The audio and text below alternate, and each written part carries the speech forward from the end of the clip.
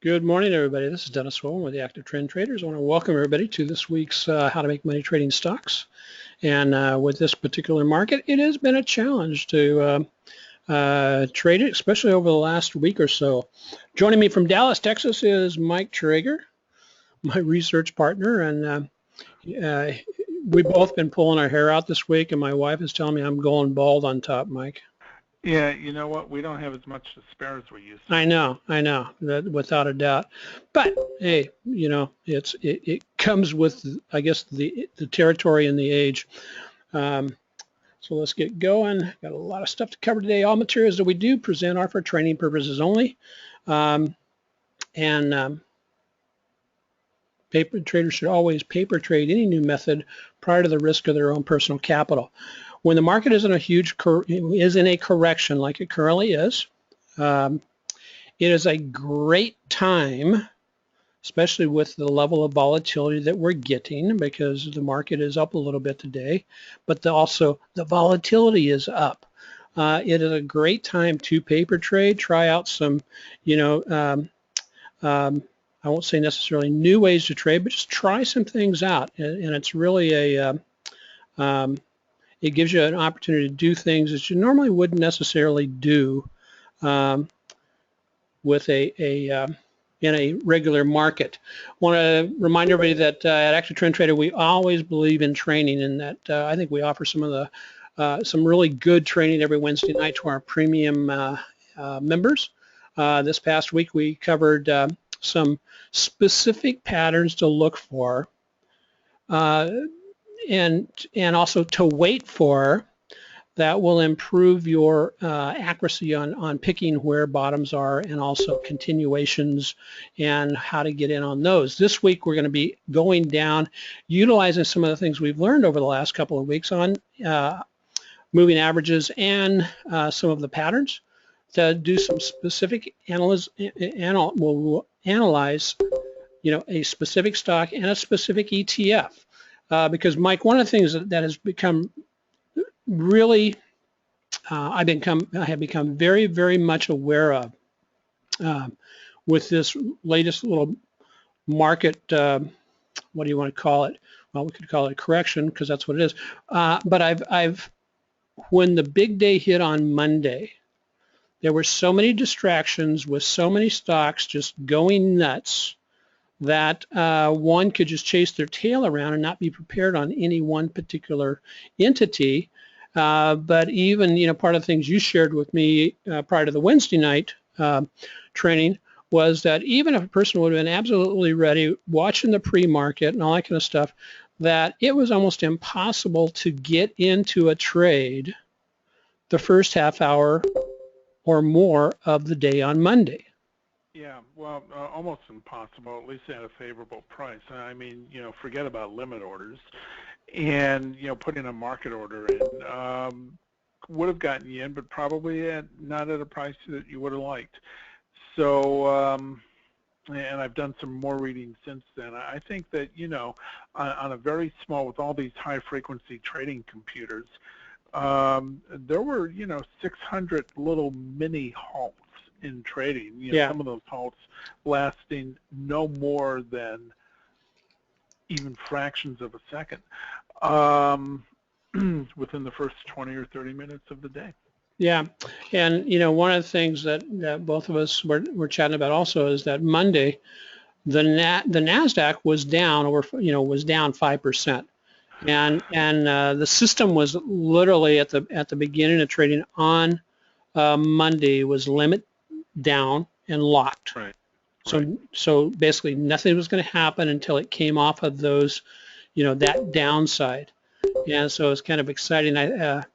So I hope I found this little cartoon. I said, yeah, this kind of we can probably all relate to this happening over this past week. And in times in the past, this is not the first time. However, if it is your first time, to go through a larger correction than we've had in the market for the last, 3.5 to maybe even 5 years, well, 4.5 years, going back to 2011. It is something to observe. And I encourage everybody to make notes in your journal about what's going on, what you're sensing, what you're seeing, what you're feeling, so that when it happens again, and it will happen again in your trading career, that the next time you start seeing things shape up like we've been talking about for the last almost 3 months, that the market was looking toppy, and sure enough, we get a fulfillment to the downside, which was pretty significant. And so, yeah, this is I like this cartoon, Mike. Wall Street, don't panic. This is just a correction. That guy works for your broker, and so, I came away this week. I said, okay, worldwide weakness is still there. So was that that the correction, or has it only just begun? Which I think are some valid questions to ask, and part of the things we're not going to know. I think that going into the end of the day from 11 o'clock on will perhaps give us a clue to either the strength or the weakness in the market. If we get in towards the end of the day and people are starting to start protecting their position, because you got to remember, the NASDAQ from bottom to where it's sitting right now has run up. I think it was a little bit, about 14%, Mike. Yeah. About 14%. And so would, somebody who was lucky enough to get in towards the bottom, would it make sense that they would want to lock in some profits going into the end of the week? So the S&P. Well, it would. Yeah. I'm sorry. Go ahead. It would make sense. No, it would make sense. I'm just agreeing. Okay. So S&P wild ride back to where we started the week, plus a little. NASDAQ strongest rebound, strongest, and it rebounded the most of any of the other indexes. And then the Russell, it's back to where we started, but it still remains the weakest of the index, of the indexes. One of the things that did you notice the talking heads from the Fed have started to come out of the woodwork to talk about, trying to back away from the potential interest rate hike in September? And they're even contradicting themselves. Among and between themselves, and over just the past 2 to 3 days. And just very, very interesting. And so the outside influences for this week and then going into next week basically have been unchanged from last week, as you'll look down here on the bottom. Europe issues. China is trying to, will the China government's buying of the stocks on their stock market, will that fail? In other words, they're pumping government money into their stock market, buying stocks, and that may be why we've seen some little bumps up on some of the Chinese stocks. And then the final question I would come away with, has anything really changed from where we closed the market last Friday? Mike, what's your thoughts on that? I know you sent me an email today from David Stockman that was kind of interesting, and basically it was that with all the catalysts and all the money that's been being poured into the banks to supposedly help us out, has actually only been appreciated by the bankers. Is that what it said? Essentially, yeah, that's essentially what it says. Even the St. Louis branch of the Federal Reserve, the St. Louis Fed Bank, has an economic research team, and the head of that team, who I think is also the vice president of the branch, they've come out in the past 10 days or so with a report.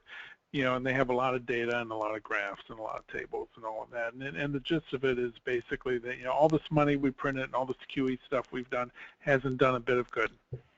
All it's done is it's drive up financial markets, okay? Hasn't done anything for the economy. And you're seeing that and hearing that in a lot of different places. And again, that article I emailed you today, basically says the same thing. None of that was ever meant to help, the average person you and I, just people who are out there. I mean, they might have said that that's what they were trying to do, and maybe what they were hoping to do, but the way they did things, created the consequence, whether it was intended or not, of helping the people who run the financial markets or who were invested in those financial markets. And nobody seems to remember Bernanke, shortly before he left, in an interview, some interviewer from the Wall Street Journal or something asked him about the efficacy of quantitative easing and how he felt about that. And Bernanke's response was, if you don't think quantitative easing was effective, just look at the Russell 2000 index. And that came out a couple of years ago, that quote. Oops. So it's great if you've been invested in the markets and you've been trading with the trend to the upside. It's been fantastic. Yeah. But the idea that, all this money that was printed and all this quantitative easing stuff and the zero interest rates, which, now they're not sure what they want to do about that, although they've only had nearly 7 years to get ready for it. It never did any of what they said it was intended to do. Yeah. And like huh? Go ahead. Go ahead. I mean, you get me on my soapbox. I know. Okay, I got to take I can continue this rant for another 30 minutes. And so, yeah, Mike, as I responded back to you, I was absolutely shocked that they didn't have our best interest in mind. Anyway, moving on, Gino makes a comment. We were talking about orders, limit orders, and all that kind of stuff. Gino makes that Kramer was ranting on using limit orders. And the fact of the matter is, if you weren't using the limit orders and you were trying to trade on Monday, a market order would have potentially gotten you ripped up pretty badly. And so, I respect Mr. Kramer, and if he doesn't want to use limit orders, that's fine with me. So, it's the same thing I've been saying, except I'm not on TV and I'm not being paid to say it. I know. But if they wanted to pay me to say it, I'd be happy to take the check. So we have been talking for the last couple of weeks about we would like to see the correction get down to where the percentage of stocks above their 20-day moving average in NYSE had dropped into this 10 to 5% level. And well, we got that earlier in the week. We got a fast drop, and now we're getting a fast rebound. Is this rebound going to look like this rebound? And I'm going to provide a thesis when we look at the stocks on the stock charts that this rebound probably is not going to look like this rebound with a really nice healthy rally all the way back up. But hey, anything can happen. We always got to remember that. But we did get a rebound back down in here, and now we're approaching back to only 30% of the stocks in the NYSE being above their 20-day moving average. The market is still showing weakness. That's the bottom line. Again, as we move in towards the end of the day, we will know a little bit more about how the institutional traders are, and the traders are out there right now, how they want to go into the weekend. Oh, sorry, Gino said that Kramer is for limit orders, not against them. Oh, he's absolutely for them. Oh, okay. And so, and yes, so are we. They can help. They can provide a lot of protection. So as we see here, nothing to really see here. It's basically we are still extremely oversold. One of the things that I did add this week, Mike, is just and I wrote about this on, I think it was either Tuesday or Thursday night, and at this website, barchart.com, this is free information. I know Mike and I also like to take a look occasionally at, okay, what's going on with the longer term moving averages? Is it giving us a peek on the level of weakness in the market? And sure enough, when this was, snapshot on Monday morning. This is a weekly chart because it goes back to 2011 all the way through current time. Weekly chart, we got all the way down to 20% of the stocks in the NYSE below their, only 20% above their 200-day moving average, which means that 80% of the stocks on the NYSE were actually below their 200-day moving average. And typically when a stock is below its 200-day moving average, all the trends are down. And that's a little bit of what we were seeing. But as you can see, we may be finishing the week with a little bit of rebound. Mike, you don't use this chart the same way we use the other one per se. It's just for information purposes, yeah? Yeah, this isn't, this isn't really for trading. I mean, you're going to see really oversold or really overbought levels on this about the same time you're going to see it on the other time frames. Yeah. But for a bigger picture kind of macro perspective on things, I think it's good for that. And and here we are, and we've talked before about how over the past couple of years, this big run up in the market has been happening. You look at the lower highs and the lower lows. Yeah. On this chart, fewer stocks participating in the move of the indexes up over the past couple of years. And you and I have been saying for months, at some point something's going to have to give. Something's going to have to get reconciled. Yep. And I think we saw that happen this week. Whether or not this week, takes care of that reconciliation in full, or whether it's just the beginning of a bigger one, remains to be seen. Yep, without a doubt. But that's ultimately something had to give. And yeah, those. So it has. Yeah, so the blue arrows reflect what the market was doing during 2013, 2014, and that's on the S&P. But look at the participation. I mean, this is a measure of participation. It's not the only measure of participation, but look at how that's falling off. And then finally we get the final plunge. But one thing to take away from this particular chart, come on, get over here. One thing to take away from this little particular chart is during this time frame, back in October, it was just basically a V bottom and popped right back up and continued the uptrend. Back in 2011, where we had rolled in and gone into a new downtrend, it took multiple weeks. This is 1, 2, 3, 4, 5, 6, 7, 8, 9, 10, 11. Popped up a little bit. This was a significant relief rally, popped back down, and then away it went from here.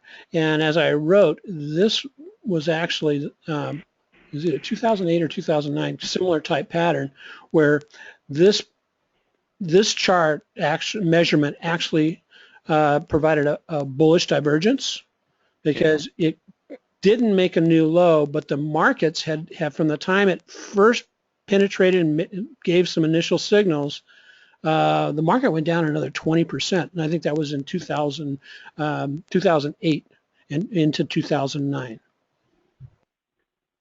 Yeah, well, divergences on these charts usually tend to be very predictive and pretty powerful. Yeah. In both directions.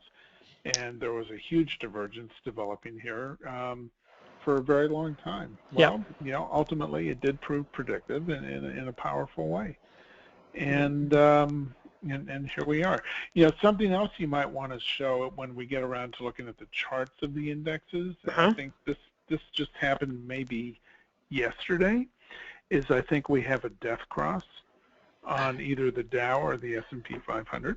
It came very, very, very close, and depending on whether you use simple or exponential moving averages, it's really, really close, Mike. Yeah, I think typically on those, when people talk about death cross and golden cross, they're referring to the SMAs. Yep.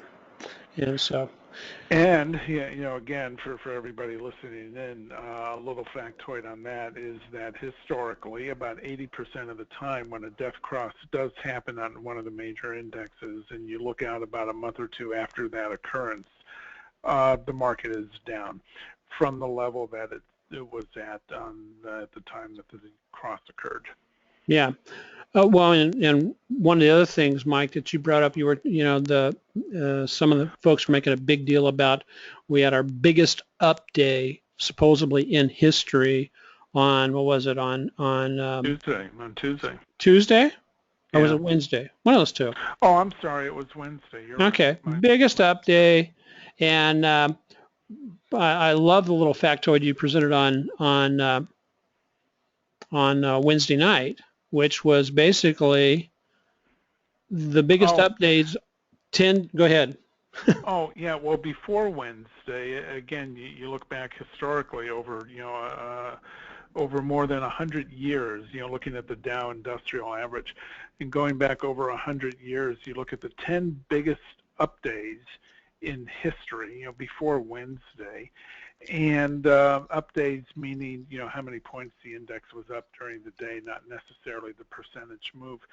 And 6 of the 10 biggest up days in history ever occurred, during the huge bear market we had in 2008 and 2009, and specifically between June of '08 and March of '09. And March of '09 was when, the markets bottomed out. And six of the 10 biggest up days ever occurred during one of the biggest down markets we've ever seen. Which that's not necessarily predictive per se, but it certainly tilts, I think it tilts the odds towards, saying that, that this is potentially what we're seeing right now is only a relief rally in what could turn out to be a much more significant downtrend. Is that fair to say? Oh, yeah. I agree with that. I mean, the kind of price action we've seen, this past week, these big wild swings and these big intraday swings, this isn't the kind of thing that you see. This kind of volatility, and volatility works in both directions, both up and down. And you don't see this kind of volatility in, normal, healthy bull markets. Right on. It's just, you see them in bear markets. You saw them in 1929, okay, the big crash and the Great Depression. You saw these big down and big up days in 2008, which was another big sell-off, that made people think of the Depression again. You sure haven't seen this kind of thing the past couple of years when the market was just kind of quietly marching up in almost a stair-step type fashion. And just be aware that the character of the market has changed. Exactly. And it doesn't usually play itself out in just 4 or 5 days. Yeah. David points out that typically we get the bigger swings. It's related to the VIX, or the volatility index on the S&P, and also the volatility indexes on the NASDAQ. But because they're correlated or coordinated to each other, and so high volatility typically means you're going to get larger swings. High volatility is a time when option traders absolutely love to sell premium because you're going to get more premium for particular positions rather than necessarily being a buyer of options. And so yeah. When the VIX is high, you don't want to be buying options. If you're going to fool around with that, you want to be selling. And look at a chart of the VIX. I mean, the VIX was marching along for months and years, down around 10, 11, 12. Yep. Okay, yeah. It spiked to over 50 this week. Yep. And I think even today, and I haven't looked at it today, but I think it's somewhere in the mid-20s. Yep. Okay. And, just for comparison purposes, I mean, when we had that, bit of a sell-off last October, I think the VIX spiked up to about 30. Yep. And then we're almost right at 30 now. Yep. And what's very interesting is that what I found very interesting is that normally when the market goes into a orderly uptrend, you're going to see the VIX start coming, the volatility starting to ease off. But today, even, we got a mixed market today. The Russell's up a little bit, the other indexes are down, and the VIX is actually up. And we'll take a look at that when we get to the charts. And Just want to Yeah. Well, and keep in mind what the VIX is. I mean, the VIX is not a cause. Doesn't have a causative effect on index price action. It's correlated to or it results from price action. But keep in mind what the VIX is actually measuring, and it's kind of reflective of what's going on with the price action in the markets. It's not a direct cause-effect relationship. And so let's see. Here's where we sit, as we can see. At one point, middle of this week, or at the lows of this week, the Dow Jones was actually down about 12%. And as you can see, all the indexes have clawed their way back to being approximately where they started or ended last week at. Now, we'll see if that maintains itself through the end of the day or not. But I thought that was kind of an interesting, with all the 1,000-point drops and 300-point gains and 600-point gains, all that noise turned out to be things returning to where they are. But just because things return to where they are today and this week doesn't mean stop using stops and forgetting about your rules. No, it's still the time. You got to obey the rules. And now we're just waiting for some order to return to the market before we get too excited about what's going on. Let's take a look at, yeah, it looks like a good chart. This is the S&P. Mike, want to take a look at the VIX real quick, and I will throw that up. And as you can see, now the VIX did shoot up to over 50. This is Monday, Tuesday, Wednesday, Thursday, Friday. Monday shot up over, made it up to 50. Let me expand the weekly chart just a little bit.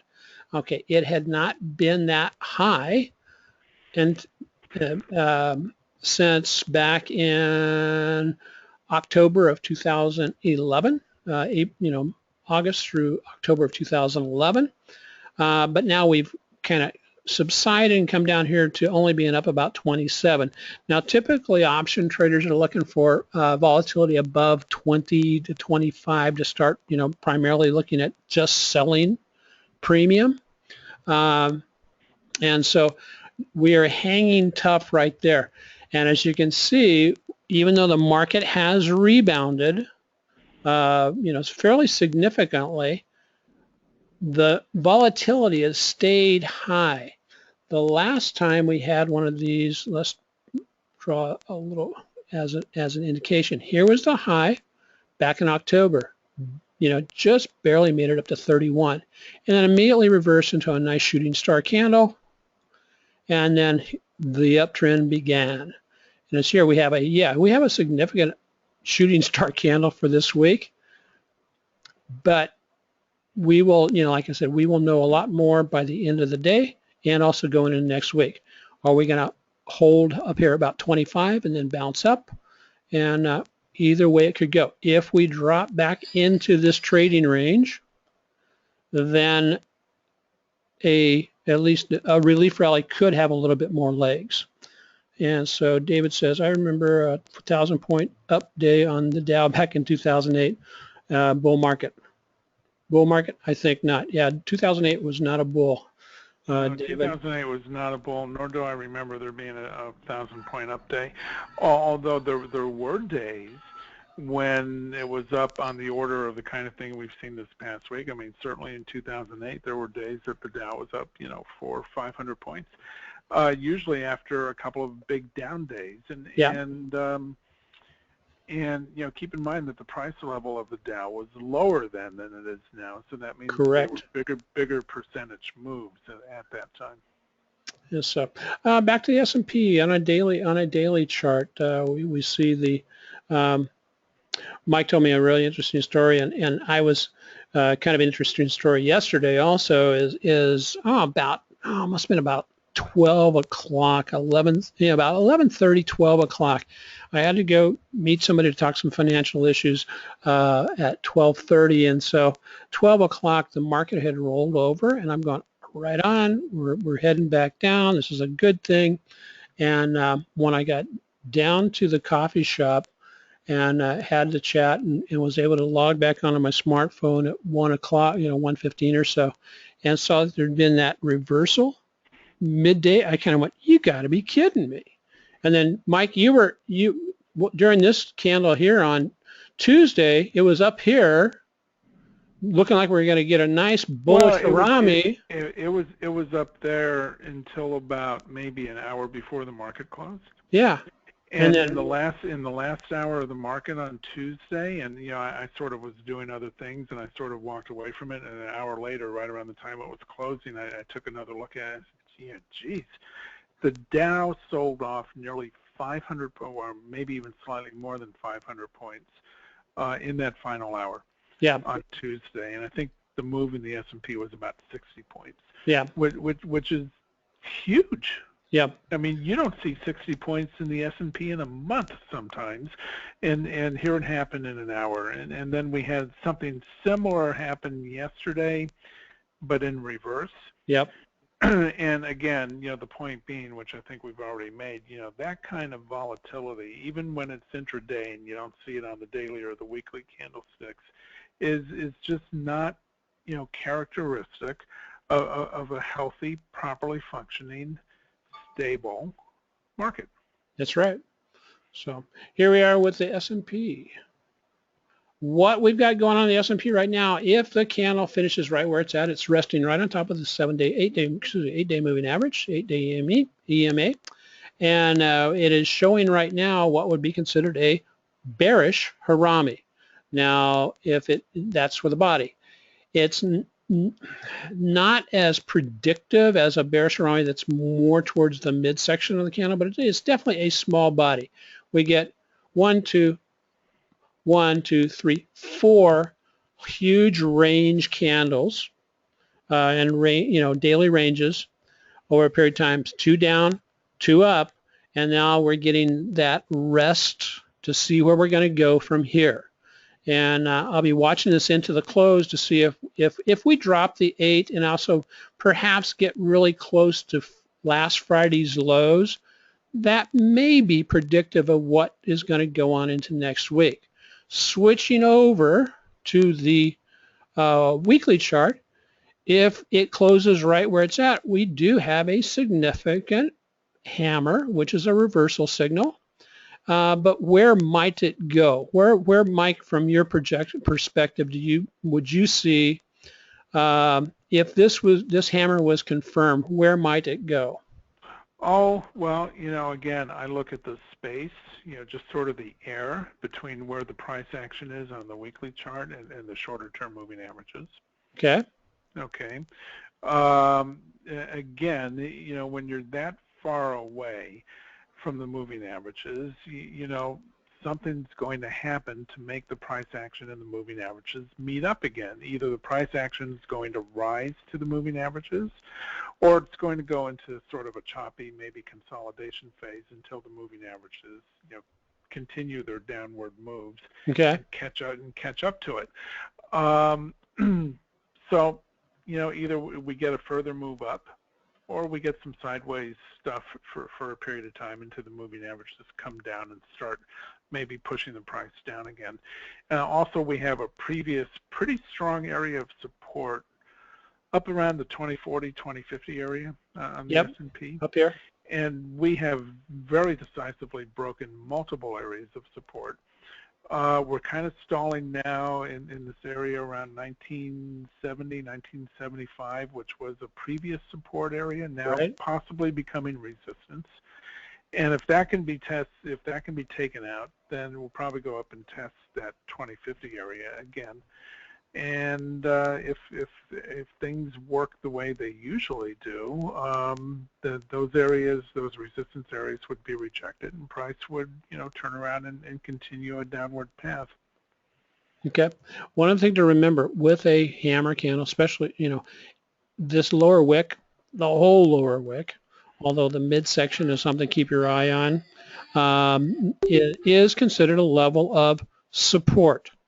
Now, so that's why I drew this in, where we could actually come back here and retest as the 8-day and the 20, or this is the 8-week moving average, which equates to approximately the 50. starts rolling down. The other thing that you were talking about, Mike, on the S&P, or maybe it's the Dow. This is well, here's the 100, here's the 200, and here's the 50, getting really close to the 200-day moving average. And again, I tend to use the EMAs rather than SMA, but that's very interesting. So it must be getting close to 11, and as we see, it appears that at least in the price action over the last few minutes is pushed back down through the 8-day moving average. Did you think it was the Dow that had the death cross? I'm not sure if it was the S&P or the Dow, and I think it might have been the S&P. Well, I know that the Dow had a death cross with the simple moving averages. Actually, sometime in the past couple weeks. Yeah. I think the S&P death cross. Is that? Well, that's not your 200, is it? The red one is, and the yellow one. Oh, the red one. Okay. Well, there's the Dow. So that happened. I think the S&P has either just happened or is happening. Yeah, or is really close. Yeah. And why is that an important thing to note? Well, in and of itself, it's not terribly important at all, but you know what? It's important to a lot of the bigger institutions who have people who watch that kind of thing, and it becomes an almost self-fulfilling prophecy. It's like, oh my goodness, we've got a death cross. It's a bearish signal. We should start lightening up on our positions. And so as they lighten up on their positions, they're therefore well, they're selling, and then we're going to start seeing the bearish candlesticks in the indexes. And that's what the significance of these crosses are. I think it was back in 2010 or 2011 we had a golden cross on the indexes. Yeah. Where the 50 crossed above the 200 after all the carnage that had happened in 2008, 2009. Right. And keep in mind, a 50 and a 200-day moving average are fairly long term. I mean, it can take weeks or months for those things to come back to each other. And when that finally happened, I mean, the markets just took off. That was back in 2011, right? I think so. Yeah, that was back in this area here, and that would have happened if this is the 50. It basically happened right about here towards the end of 2011. But look at it, just took off from there, and away she went. This is a weekly chart. Towards the end of 2011, and the market had essentially bottomed in October of 2011. And once you got that golden cross, I mean, there was just no looking back. And the 50 has been above the 200, for practically 4 years ever since then. So those crosses become significant, almost for psychological reasons. And again, it's just something to be aware of. And so one of the things I wanted to point out to everybody, and we'll go back to the S&P, what is the difference between this hammer and this hammer that we had back in October of last year? Well, a couple of things is one, where it's happening. We had the 40-week moving average still moving up, which is approximately the 200-day moving average. Had it still moving up, yes, prices dropped below it, put in a hammer, and then the uptrend continued from there. In our current condition, what we have going on is now we're getting a similar type hammer, but it's significantly below our moving averages. Now, our price action may revert to the mean and try to drive back up here to where the moving averages either are or where they potentially will be within the next week or so. This is the change of character that Mike is talking about, is that over the last, looks like 6-7 weeks, this has been a complete change of character for the indices, and which oftentimes happens before going into a more significant downtrend. And could we slip into a bear market? Sure. And how much is the S&P down from its high? Well, at its low this earlier week, we had a 12.4% correction. So how far is a 20% correction? Well, 20% correction is going to take you down to about this level, but isn't it very interesting that, as you can look over here, is a level that is, you know, where there will be support. So there's 20%, which takes you down to about 1,700. Could we get that low? Anything is possible, right, Mike? Oh, anything is possible, and again, you know, I do a lot of reading when, you know, that try to make, you know, forecasts and projections, and I've seen, you know, some people, and they lay out the historical precedents for it, and they have equations, and they do the, you know, the arithmetic, Uh-huh. who are calling for anywhere from a 40 to a 55% correction ultimately by the time this is all done, and you know that takes. Where does that take the S&P? 40 to 50% down could take it down anywhere from about 1,000 to 1,200. Yeah. And in the overall scheme of things, if you were to look at a monthly chart going back 100 years, you know, the S&P or the Dow going back down to that kind of price level is nothing but a higher low. Yeah, exactly. And one of the other things to remember on that is,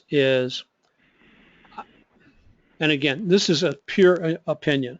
I think we are closer to the potential for a, you know, 30 to 40 to 50% correction than we have been in the past few years, simply because when we went into the correction back in 2011 and 2007, the Fed and the government had lots of silver bullets to, you know, shoot at the problem.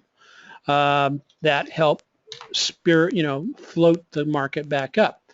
This time around, you know, I don't think there's any, you know, other than printing money, I don't think there's any real silver bullets left in the cylinders, man.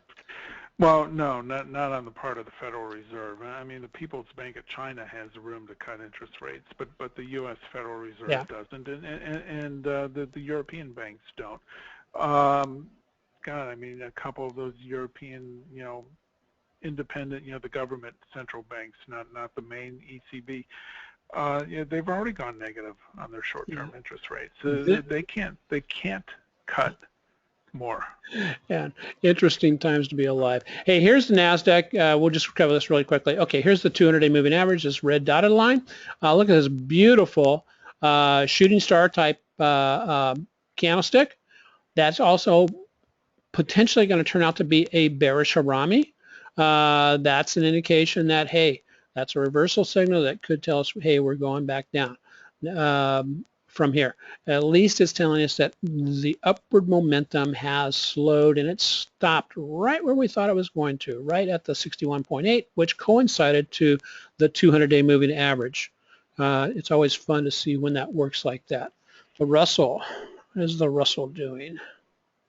By the way, while you're pulling up the chart, another comment I'd like to make, since we mentioned the VIX briefly a little while ago. Yeah. I would encourage anybody to look at two things regarding a chart of the VIX. Number one, throw a chart of the VIX up side by side next to a chart of, say, the S&P, and you will notice that they are practically mirror images of each other. Which is as they should be. You know, when the S&P has had some huge down days and gotten too far below the moving averages, you see big up days on the VIX, and you see it getting too far above its moving averages. That's one thing to know. The other thing to know is, you know, when the VIX, and again it corresponds in reverse with the S&P, when the VIX has spent maybe 3 or 4 days too far removed above its, you know, shorter term, like 8-period moving average, where you can actually see airspace on the chart between the VIX price and the short-term moving average, the markets are due for a bounce. And on the index charts, you're going to see that in reverse. You get, and we saw it this week before the bounce of the past couple of days. You had spent 3-4 days with price action on the indexes that was just too far away from even the 8-period moving average. It was bound to bounce back, and it has. And so you can see the correlation, almost in perfect inverse correlation between the VIX and the S&P when you put them next to each other. Yeah. And so, And again, I just want to reiterate what you said earlier, Mike, is that the VIX isn't the causation of what goes on in the S&P. The S&P is what causes the VIX to look like it looks. Yeah. Well, keep in mind Price that the action. VIX it's basically a measurement of the premium on put options versus call options for the S&P 500. There is a separate VIX for the NASDAQ. It's not called the VIX; it's called something else. And certainly when the markets are going down, you know, put options are more expensive. Yep. So the VIX goes up. It's not the VIX that is causing the market to come down. It's the fact that the price action on the market coming down is driving up the level of premiums on the index options. And that's what the VIX is. And this is the VXN, which is the VIX for the NASDAQ. Right. Now let's get back to the Russell really quick. And it seems like we're providing a lot of information today, Mike. I hope folks are finding it valuable. The Russell. Basically, it's a little bit slower to react than the other two indices. It did get back up and has broken above where it was from where it finished last Friday. But we will look going into the close whether or not it maintains this this move up or is actually going to fall back down below that level from last Friday. Let me get this up.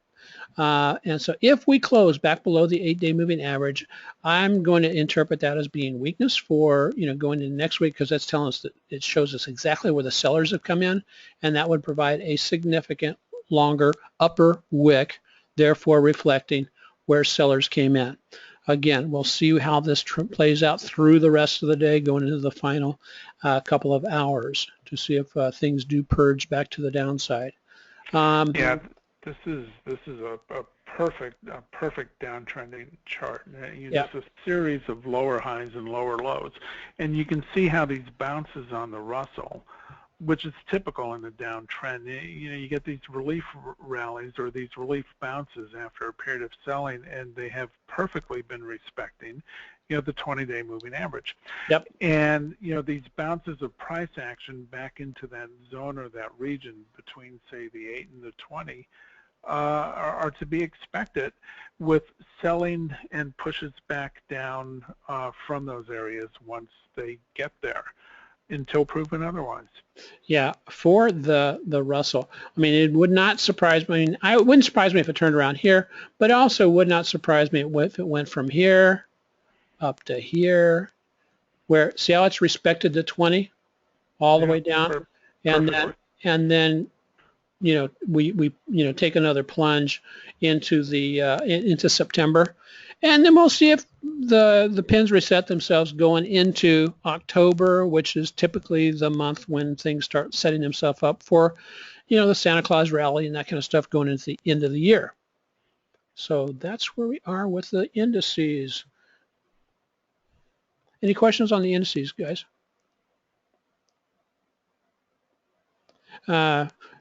Mike David said that the Dow finished up 936 points on October 13th, 2008, the largest one-day net gain for the Dow. Really? 936 points? Wow. What was the date? October 13th, 2008. Interesting. Okay, still not quite 1,000. Okay, gosh. Close, there we go. Close, but yeah, no cigar there. And so, as most of you are aware, premium members and early alert members, right now we are basically playing it very close to the best and keeping our powder dry as waiting for order to return back into the market. And in our nightly market update, we explained, you know, what we are doing, and we do follow our system of what to trade, high quality IBD growth stocks and index ETFs, when to enter, when to exit, what strategy we're using, and what to expect. Actually, I'm quite pleased, Mike, considering all the downside of the market. We took a little bit of a hit, but definitely not you know, about a $400 or $500 hit this past week in our trading account. but as much as it could have been, I'm very pleased to be sitting in a lot of cash, waiting for things to settle out. So active trend trading system, and then we've attached 3 basic strategies that we trade off of those: index ETFs, basic options, and wealth building. So this week, no trades in strategy 1, no open positions in strategy 2. I am putting together, and we'll have that out by hopefully the end of the day today, if not first thing tomorrow, strategy 3 and some of the refinements we're going to be making. Timing is a big deal with strategy number 3. So far since June, this particular strategy has dropped about 433 points, or $433. And then our early warning alerts, we were whipsawed out of a trade on UPRO this week, and so could have been a lot worse on that one. Yeah, without a doubt, Mike. I mean, we took a little bit of, about a 7% hit on that, but we hung in, waiting for things to pull back up. They did, and now it looks like things are stalling out just about where we exited yesterday. So just a reminder. Yeah. What's that, Mike? Well, I was just going to say, remember the leverage being used on those positions too. Yeah. I mean, really, it's equivalent to about a 2.5% hit on the index, which, yeah, if that's the worst you ever do in any given trade, it's pretty good. And so, and for the folks who do watch the How to Make Money Trading Stock show, we do offer a nice little reduction in price for our membership to both the active trend tradings and or the early warning alerts. So with that, I'm going to say see you guys next week. Have a great weekend, and be watching the market to see how it's going to close out, to see if it's going to close out strong or close out weak. You got anything else, Mike? No, I don't. Hope everybody has a good weekend. Okay, cool. And I am ready, folks, to look at some stocks of your choices. Okay, here we go. Those of you who have watched the training video from Wednesday night, I hope you found that very timely, considering what the market's currently doing, and definitely to be able to help you wait for those patterns to set up. Patterns are so very, very important, and so those are some of the I think high probability patterns that are well worth waiting for. What are we doing here? Biomed. It's got fairly good volume. It's held up pretty well with the big drop that we had this week. One of the things that is of interest, though, that I see going on with this is it's doing kind of a classic. We get a gap up with earnings, runs up really hard, good volume, buying volume. Then we get a pullback and a sell-off. Now the question is this low right here, is this a reflective of a lower high? Right now it currently is, although it's not selling off from that much. So is this going to be one of those classic patterns where you get a lower high and then it runs and races down? Where might it race to? There's a 50-day moving average, there's 100, there's a 200-day moving average. But it's holding up fairly well. The other thing that we can look at this at being, again, I would want to do the market, stock checkup on it. But we also have a nice little, there's the other side of it, is it has, other than, take that day out, then, you've been basically putting a nice little flag where it's come back down, lower volume on a flag, which you would expect. So if it takes out that trend line, it may be going to move back up. And again, it's going to be so market dependent that that's going to be the big trigger for it. But it's pretty nice looking stock if it's got fairly good fundamentals. What else we got here? We got DHI just added to the leaderboard yesterday. Oh, okay, pretty good volume. What do we see it doing? I got a couple of things going on here. Whose is this? This is Gino's. Gino, you can draw a line in here.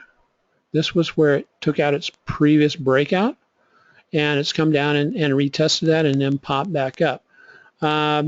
Again, it too, like so many other entities in the market, it's done a pullback, okay, and this is the largest pullback, and I recognize that it was partly market driven, but this is a larger pullback than any of the other pullbacks. That oftentimes is a precursor for a change in character for the individual entity. And so is this little bounce here just a relief rally that's going to take you back up to, let's say, somewhere between where it's at and 31? In other words, a lower high before rolling back over? Time will tell. It's getting the same kind of stalling action that we're seeing on the markets. The same thing is happening here.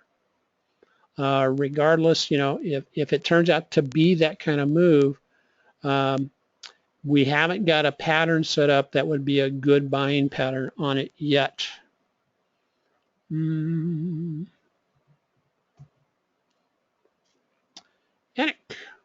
That's an interesting looking chart. Don't know anything about it. It's got okay volume. Anacor Pharmaceuticals. It too is basically, you've got it's forming a consolidation pattern, and the big question is, what's it going to do from here? Is this, what was the reason for this gap? And this part pharmaceutical is probably either the FDA or approved a new drug or something like that, drove it up, drove it down, and so it does have a, you have to answer the question of, where does this stock become interesting to you? Where would you want to buy it? And so you clearly got a low there. Let's see, a closing high there. And so right now it's kind of in no man's land. And it's making this wedge up on, look at this, decreasing volume. So it makes that suspect at the particular point. Sure, it may just launch right up and take out the 150 on, if it does that on higher volume, then I would wait for a pullback to the 150 level. But what would make this interesting for me is to see it maybe come back here to a higher low and then take off from there. But where it's at right now, it's right back up into a short-term resistance area. Hope that helps, Gino. Mobley.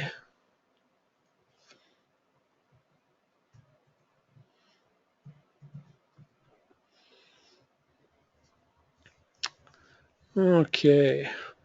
Mobley, and this is one of the reasons you might be wondering why I didn't have a lot of choosing a lot of stocks on last night's update, and this basically is the reason why is we get this huge down day, and this period here was more significant than any of the days in the past, which oftentimes is a precursor of a change in character. And as you can see, Mobley has been in a really nice uptrend. And so we need to see what's going on here and what's happened. We get the big down, here's Monday, huge drop, pulls back up, but where is it running out of gas? Right at the 50-day moving average, which could be indicative that, hey, we're going to roll over and continue down. If the market weakens, that's what it would be an expectation of this. And then the 50 can start hammering on the 100, start hammering the 200 to start driving those down in a rollover. But yeah, you had this big down day here, our big down week. But as you can see, this was indicative, that was last week, that there's been a change of character for this particular stock. And the order has left it. Hawk. On a lot of these, the story is going to be the same for a lot of them.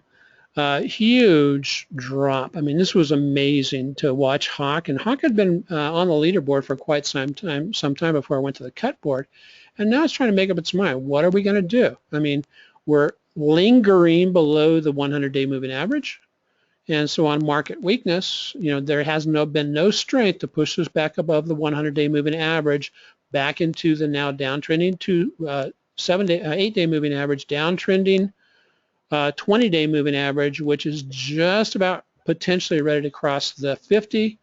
And so this could ricochet in here, but it clearly cannot get back above the $40.84 level. But then it's not dropping anything where below the 38.93 level, and it's just stagnated. And so again, with market weakness, I would anticipate this potentially rolling over and maybe coming back down here and testing the 200-day moving average, or if things got really dire, it may roll over and retest back in here. But yeah, this is one of the amazing charts, Tracy, is that, I mean, it pulled down like so many things on Monday. I mean, literally right to, just within a few pennies of past levels of support and then rebound. Cyber. Okay, cyber. We knew that cyber's character had changed over the last couple of weeks, where we started getting these down moves that were larger than any of the past down moves. And so it was hanging out right here at the support of $55, which we were looking at as potentially being a bounce point. And then on Friday, it dropped below that significantly. It was almost like it was giving us a premonition of things to come. Drops below the 200-day, and now is working its back up to the 200-day. And the way we would trade this right now is if we basically get some weak candles right here, stalling candles right here at the 200-day moving average, we would look at this for a trade to the downside, Judy.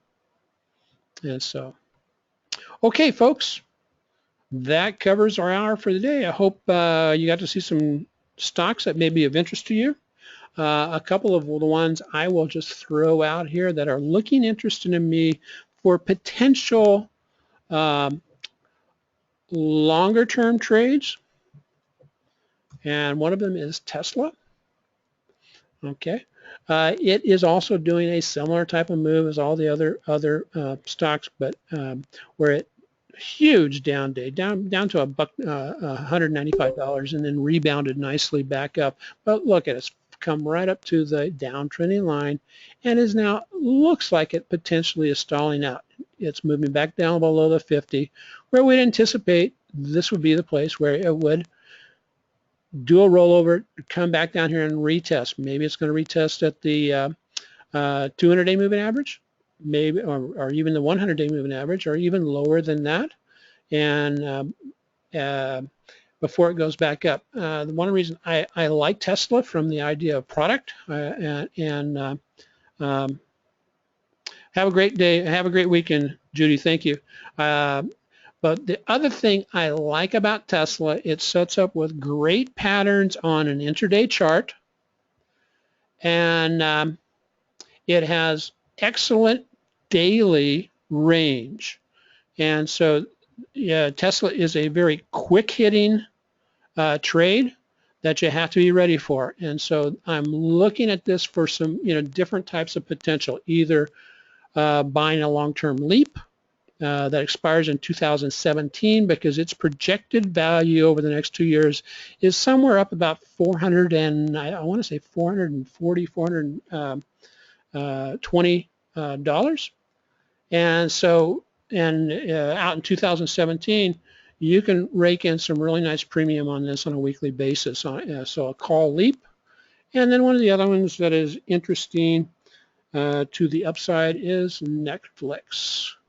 If the economy does go into the,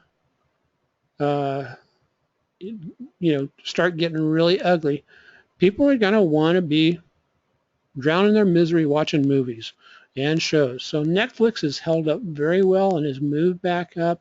And so I'm looking for a setup on this, but it too has very nice, it's $115 stock, and it's got usually a $3 to $5 range on a daily basis and better on a weekly basis. And so it showed a lot of strength by almost recovering all, and even more so, of what it lost the previous week. And the last one is Palo Alto Networks, but I'm looking at this on the flip side. This is looking really like a potential downside trade. Only thing is it has earnings coming up here. And the other one to add to that is data. And so moving forward in the next few weeks, I'm going to be really isolated on just a few stocks, but giving specifics on how I'm going to be trading those out to the premium members. So with that, I'll bid you all adieu. Have a great weekend. And I'll have the traders report out sometime either Saturday or Sunday. And I'll be looking to see what kind of a close we have going into their day to see if it's weak or strong. Have a great one, folks.